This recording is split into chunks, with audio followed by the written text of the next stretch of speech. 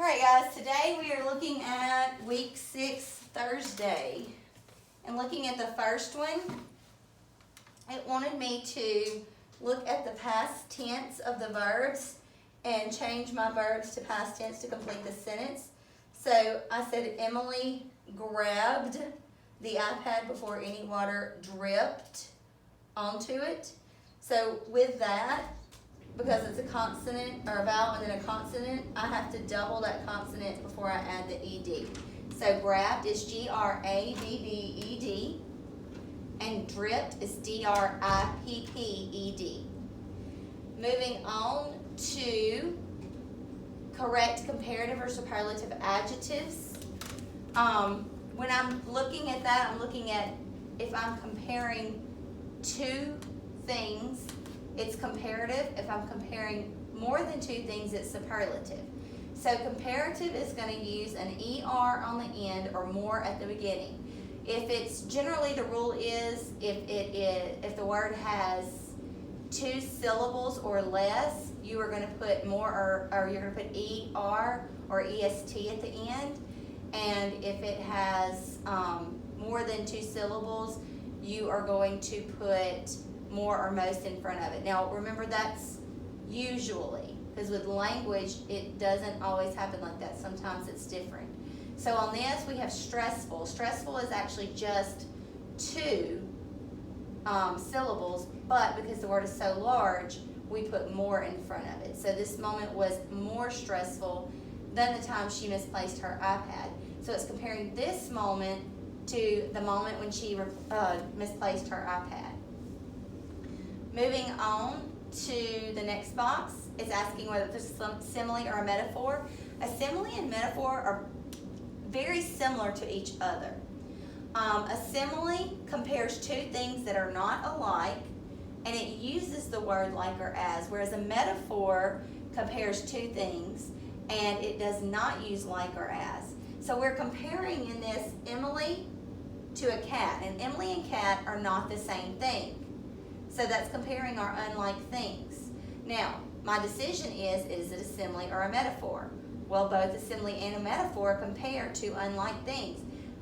A simile, however, uses like or as to do that. And I see that I have used as in there, as quick as. So therefore, it is a simile. And it means that she worked very quickly. The next one says, write a sentence using the word disable. Disable means not able. She needed to disable the wire so the computer would quit. Sounds like something I would need to do if my child wouldn't get off of her technology. I might need to disable something. Like I disable her iPad every night. Underline the conjunction and what is its function. Your conjunction is going to typically be your fanboys. So for, and, nor, but, or, yet, so. And so here I see the word so.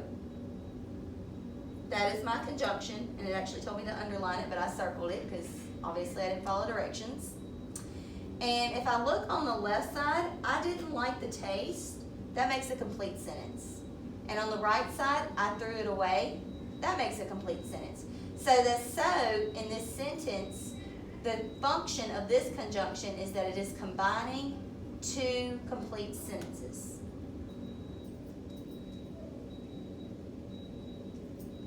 And what that does is it makes a compound sentence.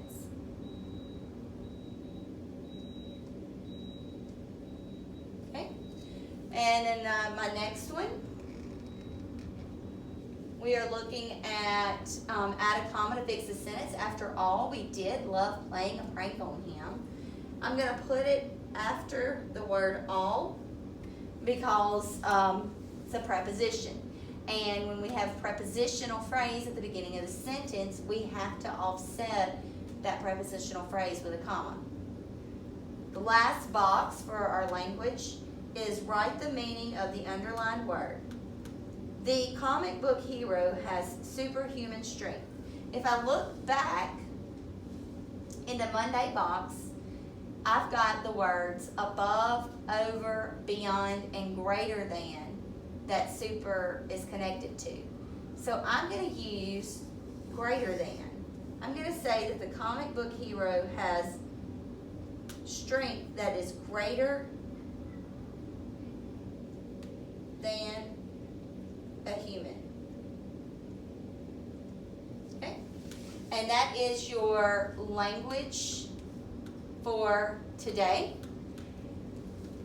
And we will pick language back up next week.